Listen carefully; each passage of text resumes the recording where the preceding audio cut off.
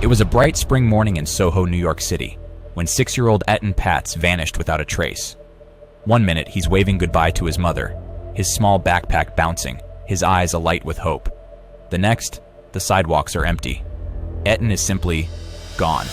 Etan Patz was a first grader who lived with his family in a modest apartment on Prince Street, just blocks from the bustling heart of Manhattan.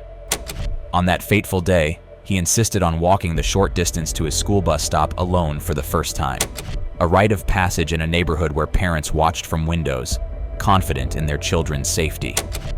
Etan carried $1 for a soda, a little yellow cap, and all the excitement of a boy setting out on his own. When he failed to return home, panic struck. His mother, Julie, called the school, then the police. Officers combed the streets, residents searched stoops and alleys, and posters bearing Etan's wide-eyed smile soon wallpapered the city. His disappearance turned a quiet block into a staging ground for one of the largest missing child investigations in American history. Detectives followed every lead. Some neighbors remembered seeing a stranger near the corner, while others had noticed a blue van idling nearby. The Patz family's mailbox overflowed with tips, letters, and heartbreakingly, false hope. For days and weeks, news cameras captured the growing vigil. Candles flickered in apartment windows, and volunteers formed human chains, scouring rooftops and subway tunnels.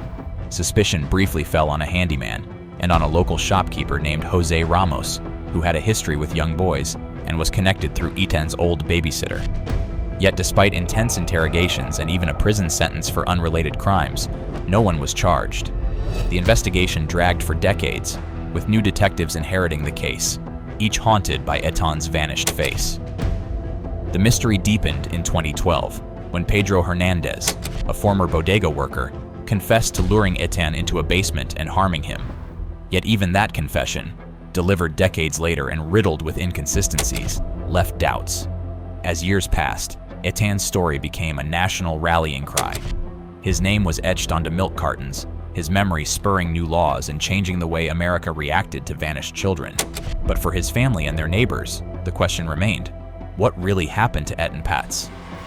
It would take more than 3 decades before someone stood trial for Etan's disappearance.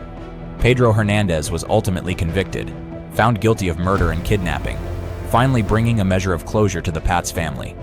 Yet, Etan's body was never found, and questions about Hernandez's confession lingered.